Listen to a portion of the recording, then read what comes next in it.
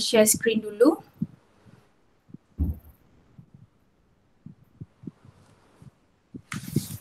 Praktis formatif 2.6. Okay. Cikgu, suara cikgu bergema. Bergema Macam mana buat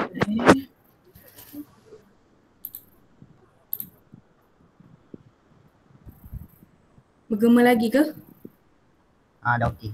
Dah. Bergema lagi ke? Dah okey. Okay. Cikgu, Aikal dia lag tau. Dia lag. So dia terkeluar. Oh, tak apa. Okay.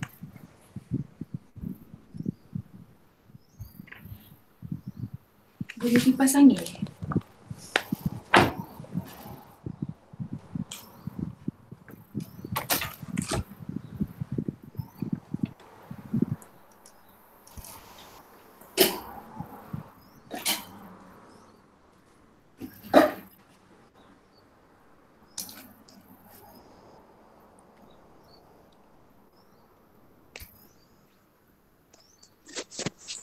Okay, so soalan pertama, praktis formatif 2.6. Cikgu, gema lagi. Apa dia? Soal gema. Gema lagi Kenapa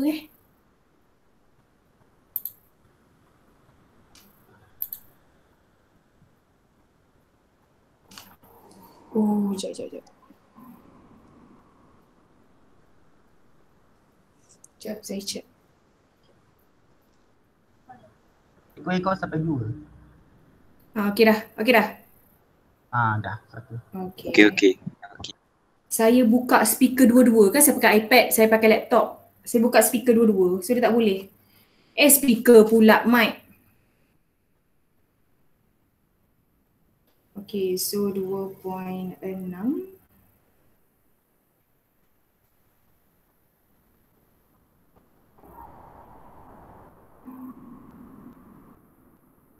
Ya Rabbi, habis bateri ke? Hilang. Kejap.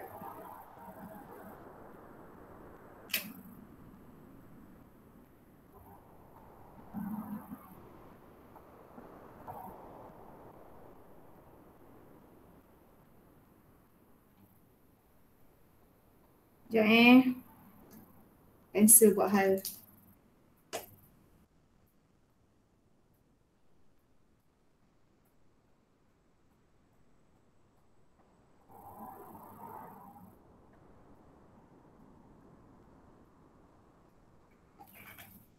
Okay, so practice formatif.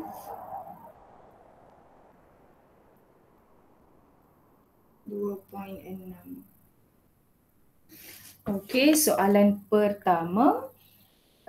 Apakah yang dimaksudkan oleh makanan kesihatan? Berikan satu contoh makanan kesihatan.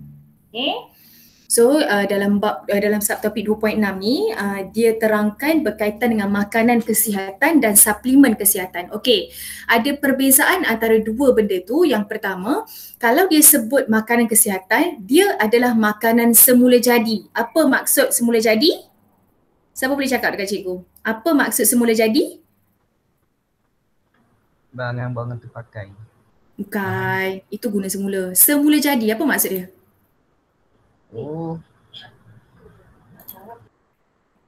Bahan semula jadi, dia adalah makanan semula jadi. Kalau cikgu sebut makanan kesihatan, dia adalah makanan yang semula jadi. Apa maksud makanan semula jadi tu? Any ideas?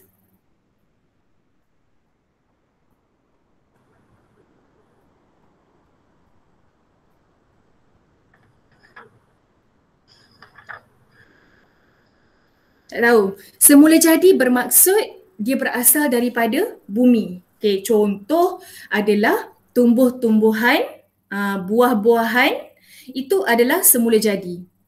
Okay, kalau buatan macam mana? Buatan ni menggunakan bahan kimia. Okay, bahan kimia. Dia campur bahan A, campur bahan B, jadilah bahan C. Okay, so itu adalah buatan. Kita yang buat dia. Okay, tapi kalau Tuhan yang buat, dia adalah semula jadi. Dan dia memang berasal daripada perut bumi ataupun dia memang tumbuh-tumbuhan atau buah-buahan. Itu adalah makanan semula jadi. Jadi kalau makanan kesihatan, dia adalah semula jadi. Kalau suplemen, dia adalah buatan. Okay, dia adalah buatan kita. Okay, so maksud makanan semula jadi ialah semula jadi pula dah. Maksud makanan kesihatan ialah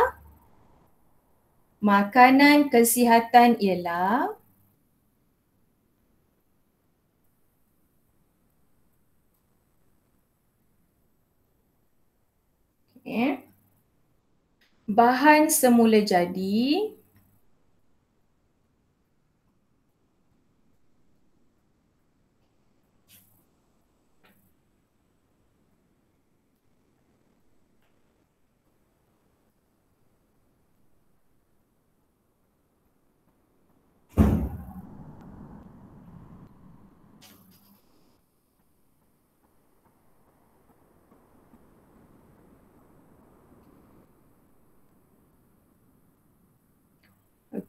yang terkandung dalam gizi normal. Gizi normal ni bermaksud pemakanan seharian kita. Itu gizi normal. Yang mengekalkan kesihatan badan. So fungsi dia adalah untuk mengekalkan kesihatan badan.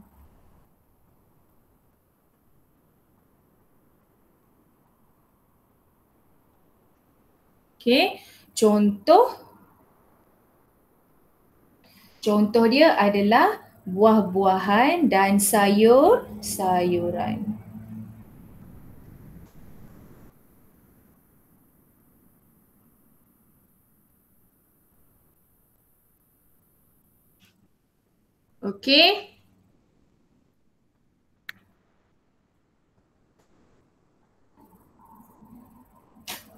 Jangan lupa tulis soalan Soalan pada muka surat 86. 86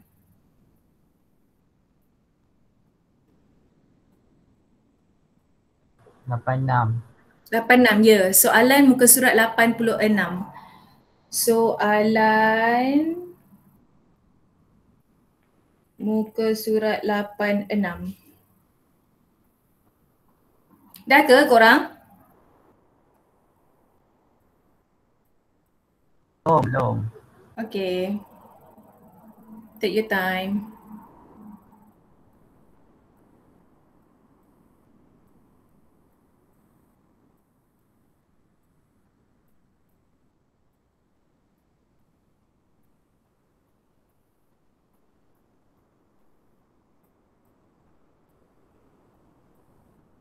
Nanti dah bagi tahu cikgu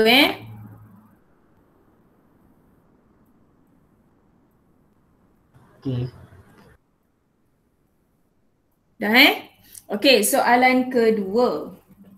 Soalan kedua. Apakah yang dimaksudkan dengan suplemen kesihatan? Berikan satu contoh suplemen kesihatan. Maksud suplemen kesihatan ialah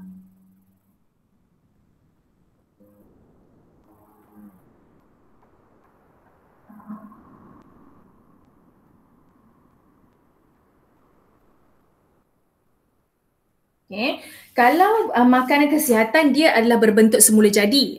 Tapi kalau suplemen kesihatan, dia merupakan nutrien. Nutrien ni tak semestinya semula jadi dia adalah nutrien ataupun mineral. Nutrien ni macam keperluan lah, macam kita punya vitamin macam tu So suplemen kesihatan adalah nutrien yang diambil dalam bentuk nutrien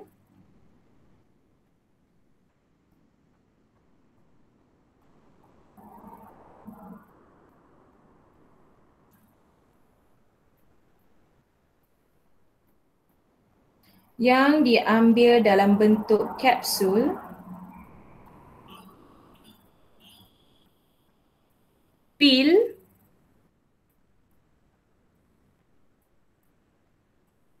cecair dan serbuk dalam dos tertentu. Okey. Dalam dos tertentu. Alright. So, nutrien ni mungkin juga dia daripada bahan semula jadi.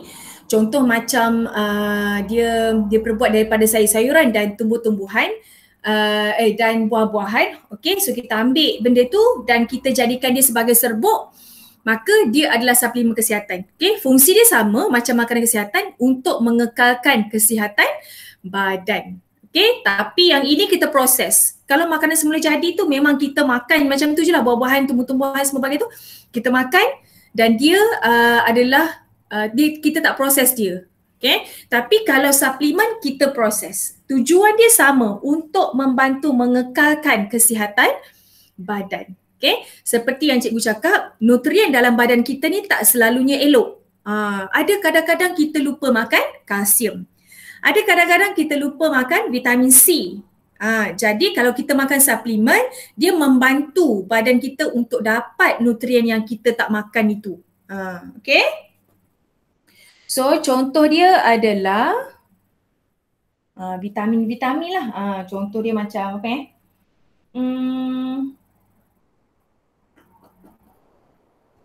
vitamin C.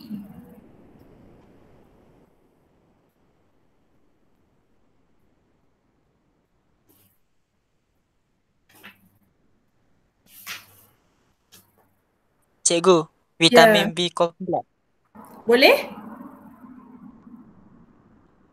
V kompleks? Ni ke?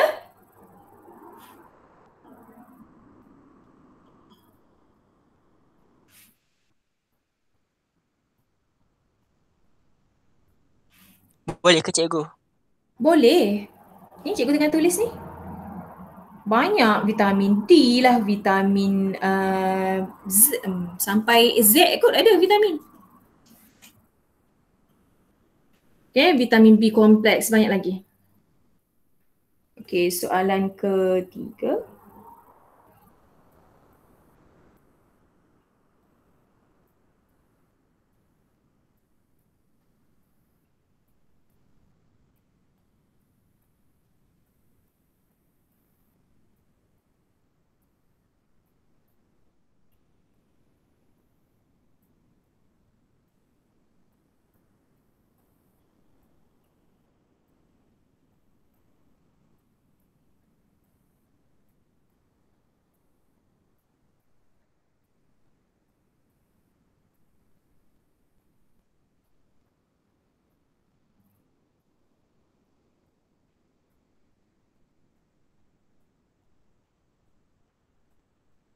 Dah ke? Dah cikgu, dah. Siap. Okey.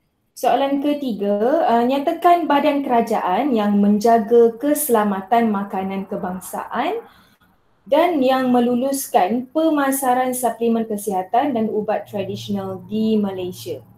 Okey. So kita ada dua akta, kalau kamu tengok dalam muka surat 84-85, kita ada Akta Makanan 1983 dan Akta Makanan 1985. Okay. So dua-dua akta itu bertujuan untuk melindungi pengguna daripada ditipu, okay, dari segi isi kandungan, dari segi cara pembuatan, okay. So dia melindungi kita lah daripada kena tipu dengan pengilang-pengilang atau pengeluar makanan. Jadi dia tanya badan kerajaan yang menjaga keselamatan. So kita ada Kementerian Kesihatan Malaysia.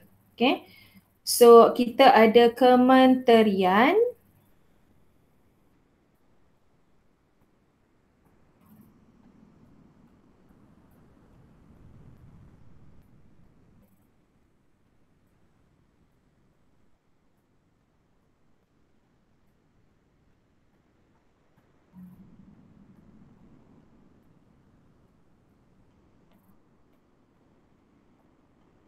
Okey, dan satu lagi kita ada Pihak Berkuasa Kawalan Dadah. Okey, so ini juga satu agensi kerajaan yang memastikan ubat-ubat yang dijual itu tidak mengandungi dadah yang berbahaya. Okey, so pihak berkuasa kawalan dadah. AADK. AADK tu agensi anti dadah, maksudnya dia tu mengawal orang yang mengambil dadah. Tapi kalau dadah dalam makanan dikawal oleh pihak berkuasa kawalan dadah. Okey, jangan tertukar AADK tu adalah untuk penagih dadah, PBKD adalah untuk ubat. Okey? Nanti ingat perintah kawalan. Jangan tertukar, sudah nanti jawab. AADK dia jadi salah lah.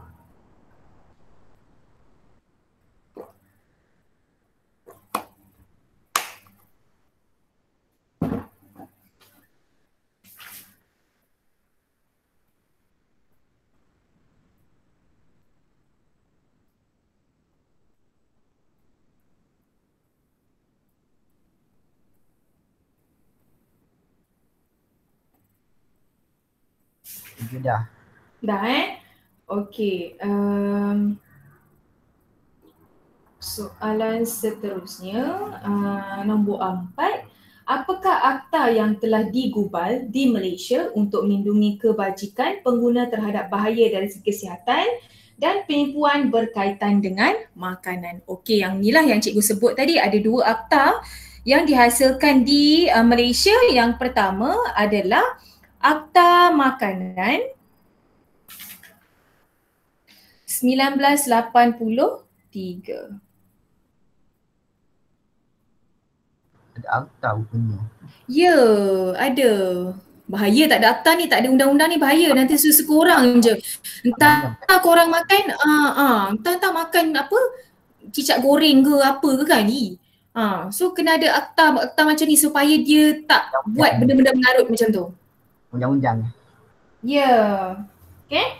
So Akta Makanan 1983 ni melindungi orang ramai. Kita hurai sikit.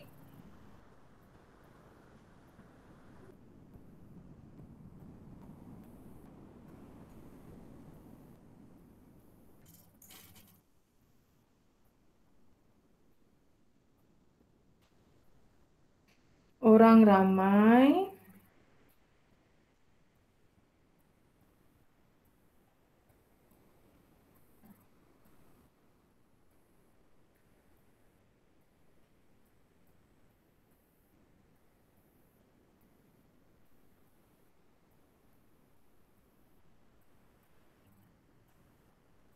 melindungi orang ramai terhadap bahaya dari segi dari segi kesihatan dan penipuan. Kesihatan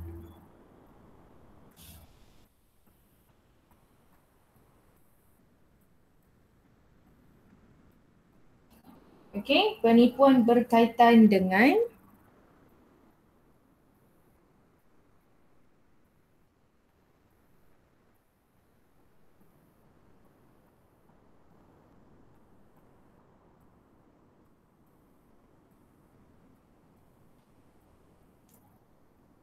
penyediaan, penjualan,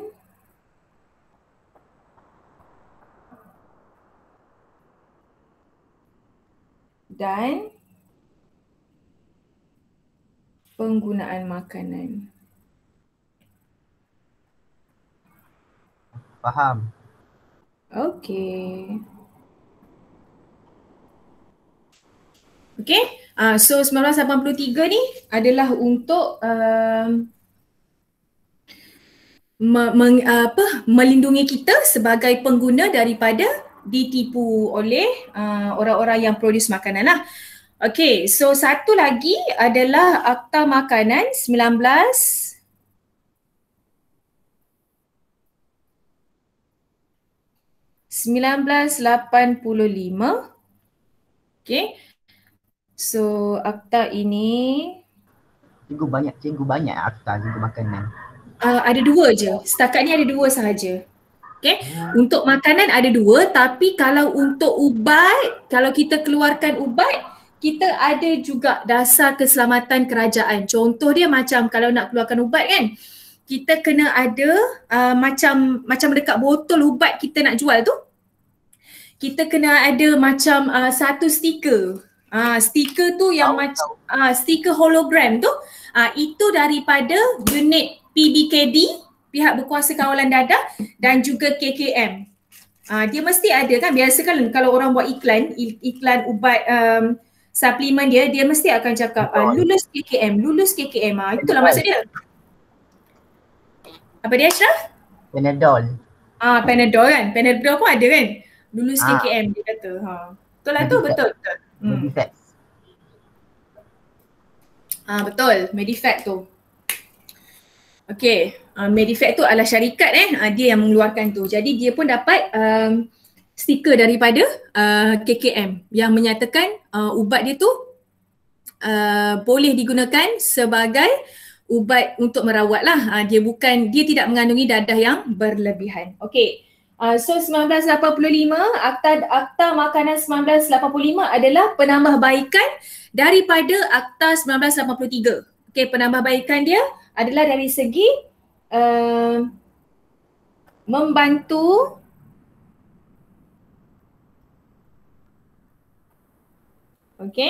membantu orang ramai memperoleh makanan yang selamat.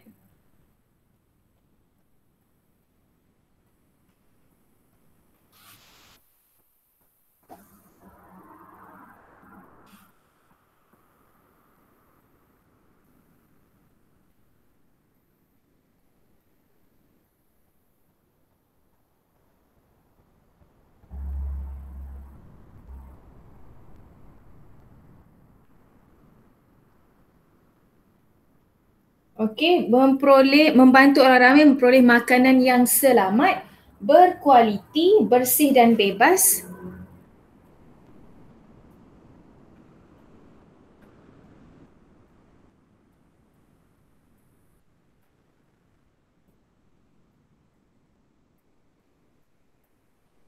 Bersih dan bebas daripada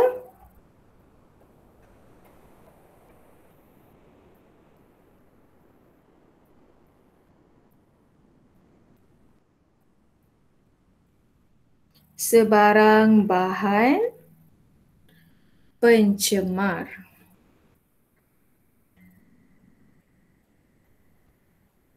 atau beracun.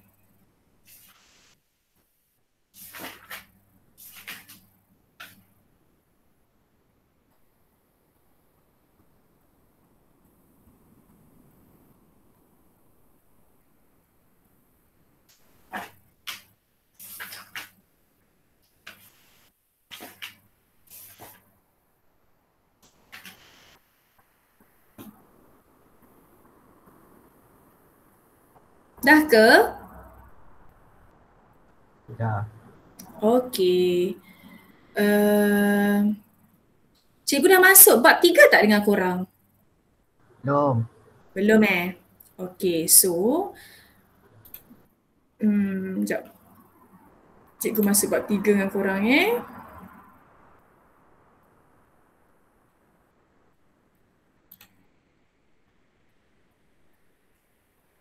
Okay, semua orang dah siap yang ini. Cikgu stop sharing.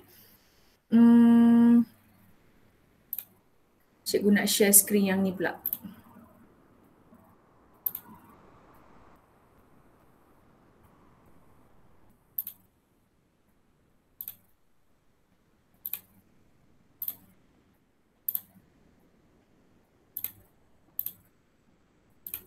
Semua orang nampak tak?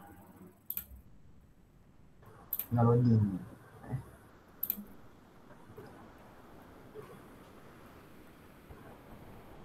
Nampak tak? Dia ada. Okey, so ini adalah bab 3, kelestarian alam sekitar. Okey, untuk pengetahuan kamu, 2.6 tadi cikgu dah upload dekat YouTube channel cikgu. Kalau sudi tengoklah, kalau ada soalan-soalan yang terlepas kamu boleh tengok. Cikgu akan upload, cikgu dah upload dekat sana. Dan yang ini juga cikgu dah upload dekat YouTube channel cikgu juga sekali dengan cikgu punya penerangan lah.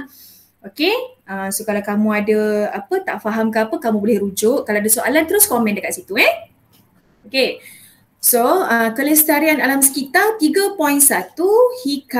kitaran hayat produk. Okay, so bab 3 ni adalah berkaitan dengan alam sekitar kita. Kalau bab 2 adalah berkaitan dengan cara-cara kita nak proses makanan. Okay, so alam sekitar kita tengok slide yang pertama. Okay, kalau nampak tapak kaki warna hijau itu, okay, itu adalah jejak karbon. Okay, apa maksud jejak karbon? Karbon adalah jejak karbon merujuk kepada jumlah karbon dioksida yang dibebaskan ke atmosfera hasil daripada aktiviti individu, peristiwa, organisasi, komuniti atau produk yang digunakan. Okay, so dalam bumi kita ada banyak gas, okay, yang membentuk atmosfera bumi. Okay, salah satu gas yang memberi kesan kepada manusia adalah gas karbon dioksida. Okay, karbon dioksida membentuk hanya 11 point something kot, daripada 100% dia hanya membentuk 11.6% saja kalau tak silap cikgu. Kandungan peratus je lah dalam udara kita sekarang. Tetapi karbon dioksida ini peratusnya semakin hari semakin meningkat. Okay? Antara faktor utama dia adalah penggunaan kereta. Okay? Semua orang gunakan kereta, betul? So kereta ini menggunakan minyak petrol. Minyak petrol yang berada dalam kereta akan dibakar dan menghasilkan gerakan pada enjin. Okay. Bila pembakaran petrol berlaku, maka hasil pembakaran petrol itu adalah gas karbon dioksida. Okay. Kenapa kita tak nak gas karbon dioksida ini berada pada peratus yang tinggi? Kita nak dia berada pada peratus yang biasa je, iaitu peratus 11.6% macam tu je. Okay. Tapi sekarang dah naik sampai 50, sampai 30, jadi dia membahayakan kita. Kenapa dia membahayakan kita? Siapa tahu? Takut meletup. Okay, takut meletup lagi, kurang tepat.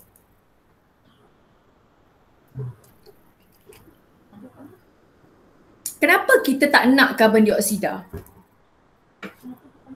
Boleh membahayakan kesihatan. Okey, bagus. Okey, cikgu terangkan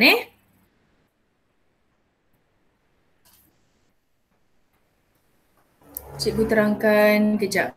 Cikgu stop sharing. Cikgu, hemoglobin darah. Okey, betul. Sekejap.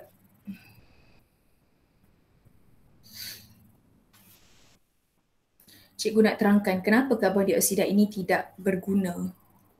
Bukanlah tidak berguna, kita tak guna dia.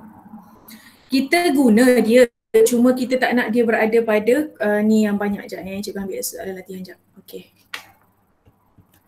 Sebab dia menyebabkan bumi panas cikgu. Oh, tu sangat betul. Itu paling tepat. Okay, thank you so much. Ilya yang jawab. Itu memang jawapan dia. Alamak, mana pen cikgu? Okay, macam ni. Ni bumi kita. Okay, nampak kan? Pak. Okay, ini bumi kita. Dalam bumi kita ni ada banyak gas-gas yang membentuk atmosfera kan? Okay, so let's say ini adalah atmosfera bumi. Udara-udara, kandungan udara. Okay, udara macam tu kan? Okay, ini udara yang biasalah kita ada atmosfera. So ini adalah atmosfera. Okay.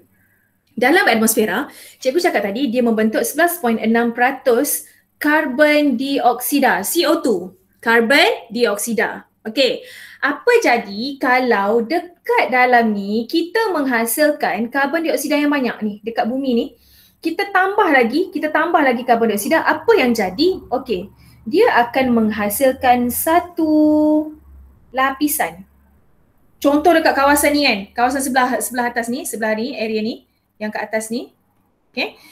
Dia kawasan itu menghasilkan karbon dioksida yang sangat banyak. Okay.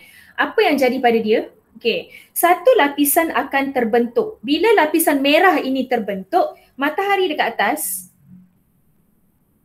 okay, cahaya matahari masuk. Okay, kena pada bumi. Sepatutnya bila kena pada permukaan bumi, maka dia akan dibalikkan. Okay. Bila dibalikkan sampai keluarlah.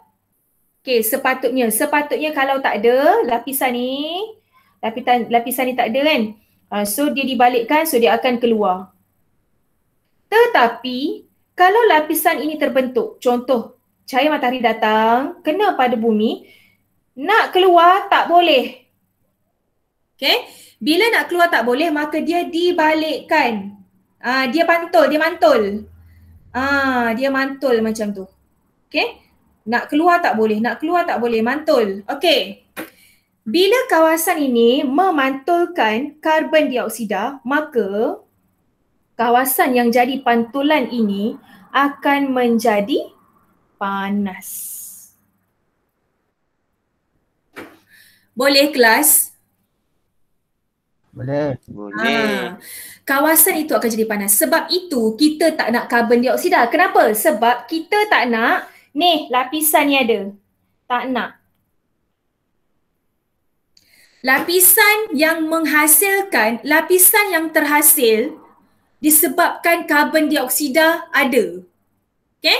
So bila dia ada, dia akan membentuk satu lapisan merah tu. Lapisan merah tu akan memerangkap haba, menyebabkan kita jadi panas. Okay, itu kita tak nak. So that's why lah kita tak nak karbon dioksida terhasil dalam ruangan yang banyak. Okay. Cikgu inside terkeluar. Apa dia? Slide cikgu terkeluar. Bawah je. Okay.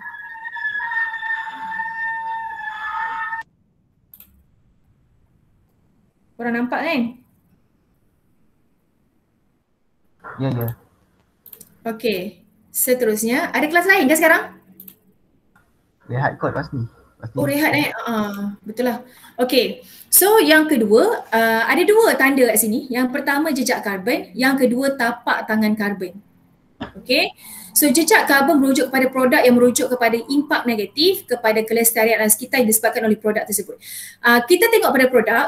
Contoh produk A, contoh cikgu beli ni tumbler ni kan. Cikgu beli tumbler ni. Lepas tu tumbler ni ada satu stiker dekat situ. Stiker dia kaki warna hitam. Okay, itu merujuk kepada bahan yang kalau kita bakar dia mengeluarkan karbon dioksida yang banyak. Jadi dia tak bagus. Okay, cikgu pun belilah benda lain. Ada satu lagi botol. Dekat botol cikgu tu, cikgu tengok dia ada stiker warna hijau tapak tangan. Pump kat sini. Okay, dekat stiker dekat dia punya ni, label ni. Okay, itu menunjukkan bahan ini, barang ini, produk ini bagus. Okay, sebab dia tidak mengeluarkan gas karbon dioksida. Maka yang hijau tu positif, yang tapak kaki hitam tu produk yang mengeluarkan karbon dioksida, maka dia negatif. Okay. So, antara langkah-langkah tapak tangan karbon, langkah-langkah untuk meningkatkan langkah-langkah, apa dia? Cikgu nak tanya boleh? Boleh. Air penapis air tu boleh ke guna sebenarnya cikgu? Sihat ke? Air penapis air Conway ke? Bagus ke tu? Penapis itu tidak melakukan sebarang pembakaran. Maksud cikgu, kamu tak payah letak minyak dalam tu, lepas tu dia nak start enjin dia, kena tak minyak, lepas tu ada pembakaran minyak. Tak ada. Jadi, dia tidak melepaskan apa-apa gas. Okay? So, personally saya rasa mesin air tu, dia tidak memberi sebarang impak negatif kepada kita dan juga kepada alam sekitar. So saya rasa baguslah. Oh. Okay. So ini adalah kaedah bagaimana kita nak tambahkan lagi tapak tangan karbon. Maksudnya benda yang positif kan. Cikgu cakap tadi kalau ada tapak tangan warna hijau maknanya itu adalah tapak tangan karbon, dia memberi kesan positif kepada alam sekitar. Okey, kaedah yang pertama ialah mengurangkan penggunaan tenaga yang membebaskan gas rumah hijau. Okey. Kita jangan guna barang-barang ataupun mesin-mesin yang mengeluarkan asap tebal hitam yang banyak. Sebab kita tahu kalau asap yang banyak macam tu, maka karbon dioksida yang dihasilkan lebih banyak. Sebab itu kita panas. Okey? Gas rumah hijau merujuk kepada gas karbon dioksida. Gas apa? Karbon dioksida. Karbon dioksida. Ya, gas rumah hijau ialah gas karbon dioksida. Okey, so kita jangan guna mesin-mesin ataupun guna kenderaan macam lori-lori kan, tak servis ke, tak apa ke, guna diesel dan sebagainya, dia akan membebaskan gas-gas tersebut. Okey, yang kedua adalah kita kena menguruskan sisa yang cekap ke arah kelestarian alam sekitar. Contoh dia apa? Kalau botol air cikgu ni, okey, jangan lepas guna terus sekali pakai buang. Sekali pakai buang. Dah lah buang tak? Buang dalam tong sampah yang betul. Contoh, tong sampah kan kita ada jenis tong sampah yang untuk plastik saja, untuk kaca saja, untuk kertas saja. Kita main buang tong sampah dalam plastik dekat dapur rumah kita. Okay? Jadi, kaedah yang baik untuk kita amalkan, lepas minum jangan buang, kita guna semula. Okay, so pengurusan yang cekap bermaksud botol-botol ataupun bekas-bekas yang kita ada, kita jangan buang dia, kita boleh guna semula. Okay, kita boleh guna semula ataupun kita boleh recycle dia untuk jadi bahan baru. Okay. Selain itu juga kita boleh selain itu juga ada kaedah dinamakan sebagai sinki karbon. Okay. Sinki karbon ni merujuk kepada tempat semula jadi seperti hutan dan lautan yang berfungsi, tu banyak typo tu, yang berfungsi menyingkirkan karbon dioksida dalam udara. Okay, contoh dia macam ni lah. Cikgu tunjukkan Sekejap, cikgu stop sharing sekejap.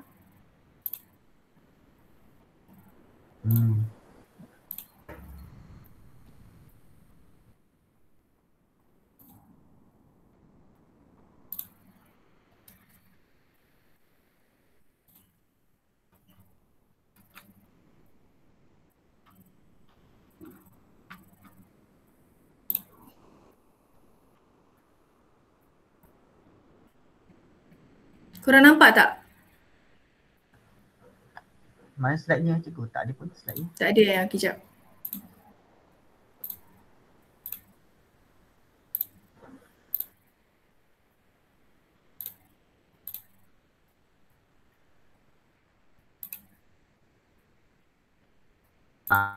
Nampak. Okey, yang ni kan? Okey, ni buku teks kamu. Cikgu nak tunjuk sinki karbon. Apa maksud sinki karbon? Sekejap dia loading.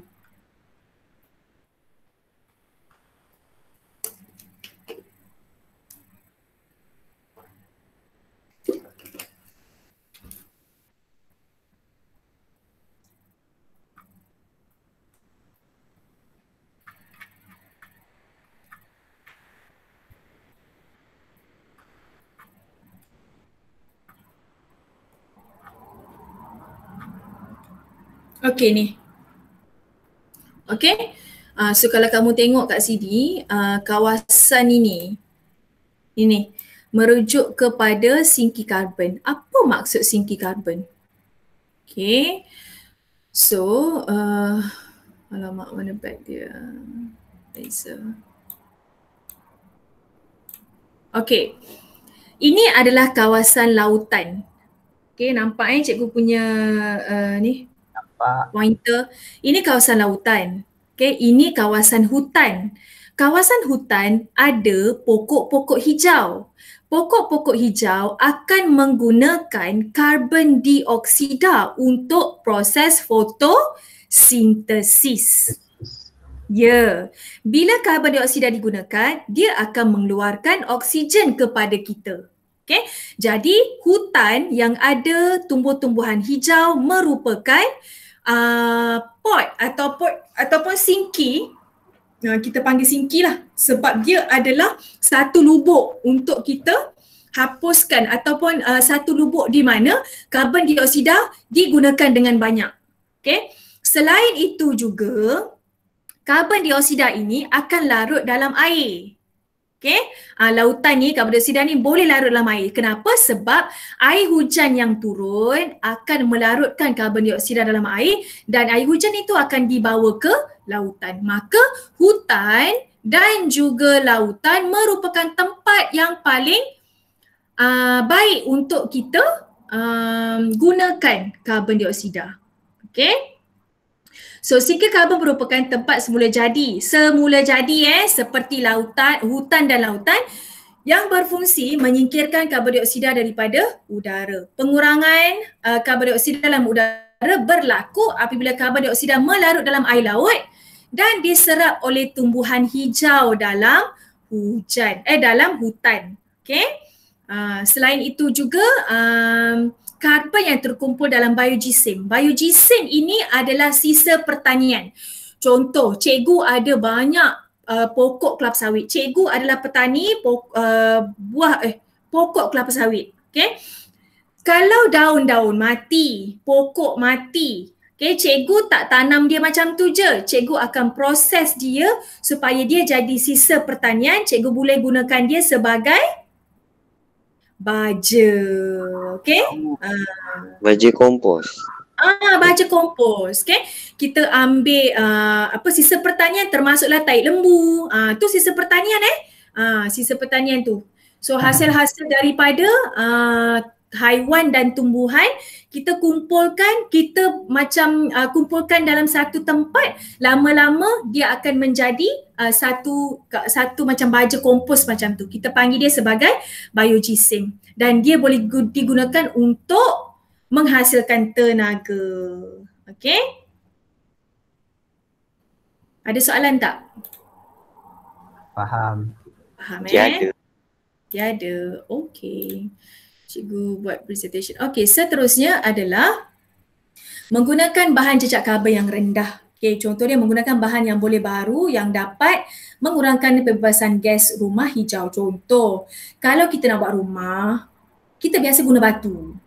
Okey, ataupun kita guna bahan-bahan kimia lah. Contoh macam kayu, tapi kayu tu sebenarnya adalah besi. Dia cat nampak macam kayu. Okey. So bahan-bahan itu, kalau rumah tu dah 2000 tahun, kita nak tukar, besi tersebut dia tidak akan dapat dilupuskan. Okay? Dia tidak akan dapat dilupuskan. Okay? Jadi dia tergolong dalam bahan yang tidak boleh diperbarui. Tetapi kalau kita tukarkan bahan yang kita guna, besi itu tadi, kepada kayu yang original, memang kayu. Okay, memang kayu. Jadi kalau kita tak nak guna, kita boleh biarkan dia supaya dia mereput. Bila mereput, dia akan kembali menjadi bahan organik. Okay, seperti tanah. Kan? Seperti tanah macam tu. Jadi dia adalah bahan yang boleh diperbarui. Jadi bila dia tidak akan dia tidak akan mengeluarkan gas-gas yang kita tak nak tu. Iaitu gas karbon dioksida. Okey, yang seterusnya adalah pemanjangan kitar hayat dan peningkatan kecekapan. Okey, contoh kita guna bateri. Okey, dalam ni dia bagi contoh bateri. Kita janganlah guna bateri pakai buang. Pakai tu buang, pakai buang. Lepas tu banyaklah berlambak bateri buang saja. Kan? Kita nak buat apa dengan bateri yang buang tu? Bukannya boleh guna balik pun. Okey? Jadi kaedah yang bijak ialah kita guna bateri yang boleh dicas semula supaya kita boleh guna semula. So kita tak buat pembuangan, kita tak buanglah benda-benda tu. Jadi kita dapat meningkatkan kitar hayat dan meningkatkan kecekapan penggunaan bahan tu lah. Okey, so ini adalah kitar hayat suatu produk. Okey, daripada sampai kepada kita, kita menggunakan bahan itu. Contoh macam kertas. Kita guna kertas tu. Okay, lepas guna, kita lupus. Sebab dah tak boleh guna dah buruk dan sebagainya, kita pun buang. So pelupusan. Dalam pelupusan ni sama ada kita biarkan dia mereput. Okay, awak tengok dekat sini kan. Ini pokok balak ditebang untuk buat kertas kepada kita. Okay. Bila dah jadi kertas, dah tak nak dah kertas tu, kita buang. Okay. Ini adalah pembuangan. Ini adalah kawasan pembuangan sampah. Okay. Kita biarkan sampah-sampah ini mereput. Tak tahulah sampai kiamat lah memang tak mereput kawasan sampah-sampah di kawasan ini. Okay. Ada satu kaedah lagi yang kita boleh buat supaya kita dapat menyelamatkan alam sekitar, iaitu kita semula. Okay. Kita jangan biarkan dia mereput macam tu, macam dekat sini, jangan. Kita buat kitar semula supaya kita tak buang dia. Okay, jadi bila kita semula ni, kita boleh jadikan dia sebagai sumber kita. Contoh, kertas yang tak nak kita gunakan, kita semula, kita jadikan dia pembalut hadiah. Contoh, okay. So dia menjadi sumber kita semula untuk dibuat sesuatu pembuatan. Jadi bila dah siap pembuatan tu, kita pun jual lah, okay, pengangkutan untuk kita jualkan, dipasarkan ke kedai-kedai. Okey. Seterusnya adalah pengurusan cekap bagi sisa plastik. Plastik adalah musuh utama. Plastik ialah musuh utama alam sekitar. Kamu tengok berapa banyak plastik yang dibuang. Okey. Dan plastik ni bahaya sebab kalau kita bakar dia akan menghasilkan gas karbon dioksida yang membahayakan manusia. Okey. So apa yang kita boleh buat ialah kita buat teknik upcycle. Okay. Yang ini botol plastik yang terpakai, kita upcycle, kita buat penyapu. Boleh guna sebagai penyapu. Ini adalah proses kita semula. Okey. Mikroplastik. Kenapa kita benci sangat plastik? Ada satu negara tu, dia punya sungai, dia punya laut sangat cantik tau. Tapi orang dekat situ suka buang plastik suka buang sampah. Sampah tu kebanyakannya dalam bentuk plastik kan. Dia orang suka buang dalam laut menyebabkan yang cantik tu jadi hodoh. Jadi hitam air dia. Okay, jadi hitam air dia. Jadi dia buat satu kempen. Dia buat satu kempen pergi menyelam sama-sama bersihkan laut. Dia haramkan penggunaan plastik di kampung dia. Jadi cantik kampung dia sekarang. Okay? Macam Sungai King, cikgu. Sungai King tu dia buang bahan kimia. Macam kilang kan, untuk buat sesuatu dia kena ada bahan kimia. Itu bukan plastik. Plastik, untuk buat plastik kena ada bahan kimia. Tapi dekat Sungai King dia bukan buang plastik, dia buang bahan kimia nak buat plastik. Faham tak? Tahu, faham. Ya. Jadi itu juga boleh menyebabkan pencemaran secara cepat. Ada soalan ke? Tak ada. Tak ada. Okey, so mikroplastik dalam rantai makanan akan membahayakan. Kamu tengok mikroplastik ni kecil je tapi dia membahayakan ikan sebab ikan makan kan lava, plankton, penyu. Lepas tu semua ikan-ikan ni mati. Kalau ikan ni makan plastik, kamu pula makan ikan ni dengan kamu makan plastik tu. Okey? Ya, jadilah seorang yang pembersih, jangan buang sampah merata-rata. Orang yang suka buang sampah merata-rata ni bukan manusia, dia monyet. Monyet tak apa, dia tak pergi sekolah. Kalau manusia buang juga plastik, dah lah pergi sekolah. Bodoh macam monyet. Monyet tak apa. Monyet pun tahu kadang-kadang tak buang sampah merata. Okey? Okey, itu sahaja. Kenapa slide saya jadi macam ni? Okey, jadi slide ini cikgu dah masukkan dalam YouTube channel cikgu. Cikgu akan share link nanti. Sila salin nota. Okey, sila salin nota untuk subtopik ini 3.1. Boleh kelas? Boleh. Boleh. Okey. Boleh. Ada soalan tak nak tanya? Faham. Dah sekarang ni dah faham Soalan apa tadi, cikgu? Apa dia? Soalan apa tadi? Tadi cikgu cakap kamu kena salin slide yang cikgu bagi ni. Cikgu dah uploadkan dalam YouTube channel cikgu. Nanti cikgu bagi link, lepas tu korang salinlah nota dalam ni. Boleh? Boleh. Cikgu bagi link Ada soalan tak? Tak ada. Tak ada Okey. Jom gambar. Betah jadi macam ni, cikgu tak buat pun macam ni.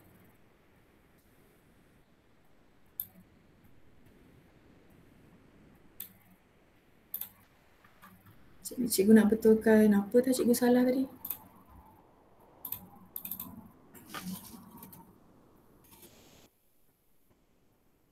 Alamak, ada bagi link lain.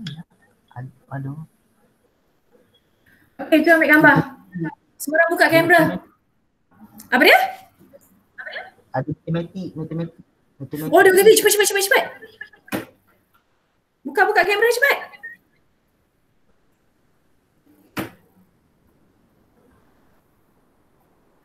Seorang je?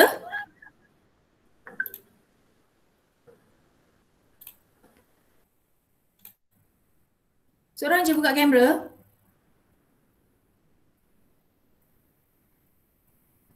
Ashraf seorang je? Yelah. Ashraf. Kita je lah Ashraf.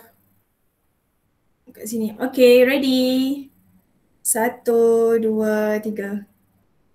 Okay, terima kasih korang. Saya bagi link dekat WhatsApp group ya. Maaf cikgu dapat tadi siapkan 2.6 dan juga nota Bye-bye. Terima kasih. Baik, Guru. Bye.